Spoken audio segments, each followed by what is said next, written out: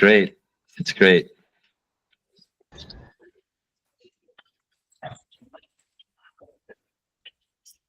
We have a hard money guy coming in today, teaching us how to farm.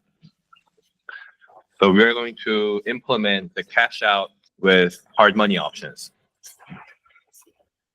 So stay tuned. I know this is being recorded. So if you have any specific questions, you can call that guy directly, or you can watch over today's content to have a better idea of how to talk to the borrowers through financial difficulties. I will ask Brenda her to join.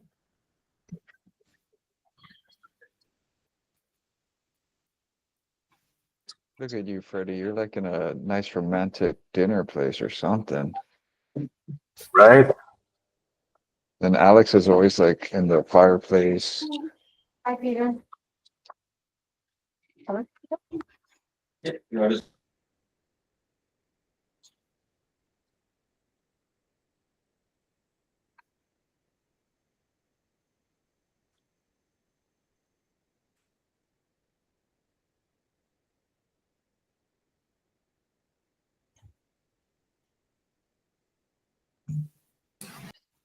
Ricky, I can see you.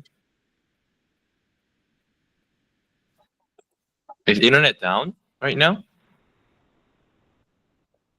No? It's just slow. I see. Brenda is calling Javon, the hard money guy, right now. So please stay put. Good morning, Wagner.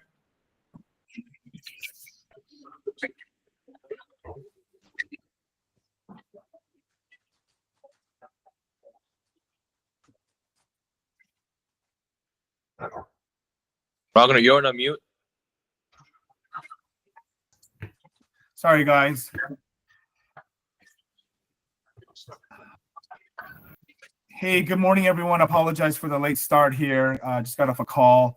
Yeah, great to see everyone on, especially a larger group here. Let's go ahead and go around, share a quick win for the week. Let's start with On. A quick win for the week for the group. Sure.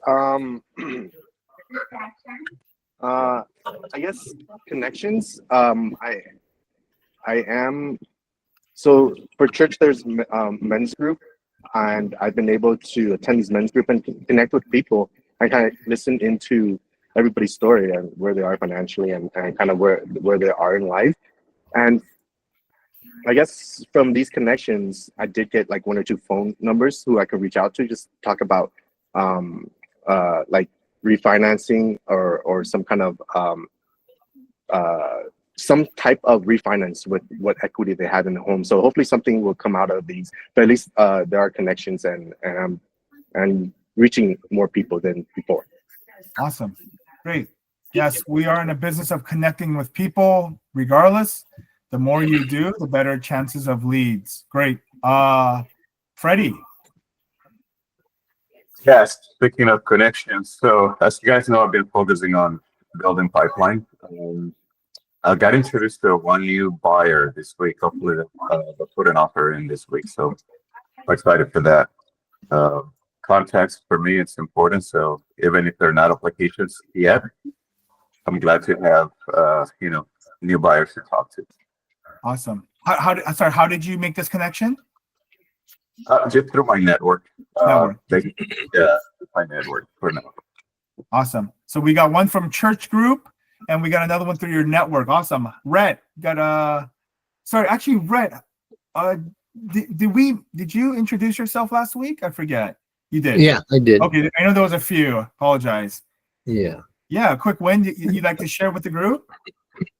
Yeah. Yesterday I got a referral for a $200,000 HELOC from a realtor. Looks like it's something possible. Just have to verify it's a Carson property. uh, and they have 715 mid FICO, so I think should be able to bring it in. Right on. Awesome. C Wayne.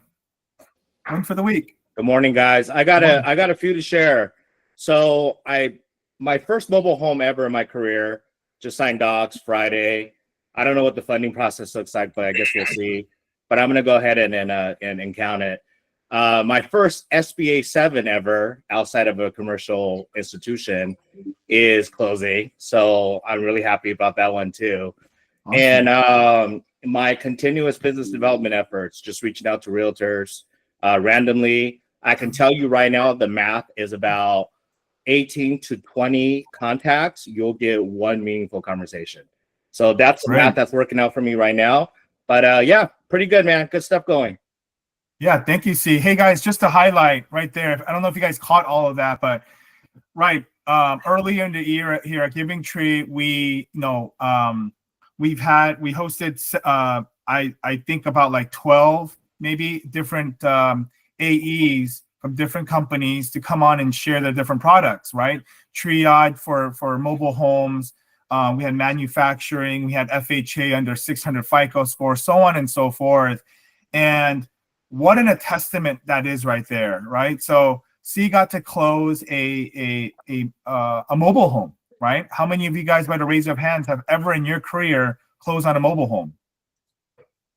I've been in the industry 16 years. I have yet to do a mobile home successfully. All right, C was able to do one through our contacts here at Giving Tree. A commercial loan. Who here has done a commercial loan? Anyone? Yeah. So I there you go, Freddie, and I've had the fortune too. So, what a great testament. C, kudos to you as a loan officer to take the opportunity, use the tools and the resources that we have here provided to drum up additional business, right? Yes, we are primarily in the business of doing residential lending, but hey, if you can supplement, especially during this time in 2025, where transactions are a little bit slower, look into other avenues of business, right? And through it, that it generates more referrals and more business, and it can be the residential business as well. So take advantage of it, guys. If you need a refresher, get with Peter, myself, the team. There's we have a lot of the information posted on the dashboard of all the different programs and products that we offer here. Who am I missing here? Ian, a quick win for the week. Yeah, I over the weekend I met with a client that's buying a house out here in Vegas. So they finalized the contract over the weekend, and they're in escrow as of today. They already wired the earnest money deposit. Awesome. How did this client come about? Oh, well, in the most peculiar place, the realtor was at the Durango Casino. I didn't know he was a realtor at the time. He was sitting alongside me, and we were watching a game. He's a 49er fan and a big Rams fan. We would think we would have clashing opinion, but we hit it off, and he's selling a lot of properties out in Hayward, which he is from, and he's introducing them to move out here in Vegas. So this is probably my third pre-qual. The other two didn't work out. This one here, it's pretty much a laydown. So right on. Awesome. Yeah, very lucky. You never know who you're going to come in contact with at a bar, at a church. Yep. At the mall. So you just never know. Yeah. I mean, and thank you guys for all sharing. I mean, it seems like that's a common theme today, right? Is connections. If you are, if you are not, working on, leads through a list or whatnot, you need to be out there making connections, right? But that's whether that's in person at different events. You're constantly networking. If you are an outside self-sourced loan officer, you have no business just being home unless you're going to be doing what C is doing, and you're sending out dozens and dozens of emails to realtors and otherwise CPA partners. You got to be connecting, right? I think I told you guys my Stephen Mall file. I ran into the agent and the borrower after church at a Target that I was not supposed to be at. I didn't go to church that Sunday, and I went to the Diamond Bar Target, and next to the Diamond Bar Target, there is a I think it's a Calvary Chapel. Well, I happened to go to that Target where the agent happened to stop by with their client at that Target after service. And I was like, oh my goodness, Ragnar, such a long time. I'm like, oh my goodness, Gloria, it's been forever. How are you? And the client happened to be with her. And so we ended up talking in like aisle 17 of Target for like 45 minutes, right? So things like that do happen, guys. Just be out there. Awesome. Real quickly, rates. Look, CPI numbers slightly came in a little bit better. The tariffs obviously came in better with China, agreeing to 10% increase, I believe it was, in US only 30. There's positivity in the market right now. We're seeing the stock market jump. Bonds are retracing. Rates, we should anticipate worse rates. As I just said that right now, we just got a worse rate worsening notification from UWM. Guys, look, it's all based on just reaction in the marketplace. Any good news, positive news, we have been seeing for the past 12 months, if not more. Actually, I would even argue 2022. Any positive news just means rates are driving up, right? Any negative news, investors are retreating to the bond market, and we're going to see some price improvement. We're just constantly seeing a roller coaster of ebbs and flows right now of the rates. I don't really particularly have a stance on whether it's better to float or lock it. It's really just timing. You might get lucky and get an eighth better, and you might, it might be sour news that you have to sell an eighth higher. I don't think that's a big of a difference. I don't think it's neither here nor there to lock it or float it when you're only seeing flows about an eighth at most to a quarter, and it's been like that since the beginning of the year, guys. Okay, despite the how much movement there is in the bond market one way or another.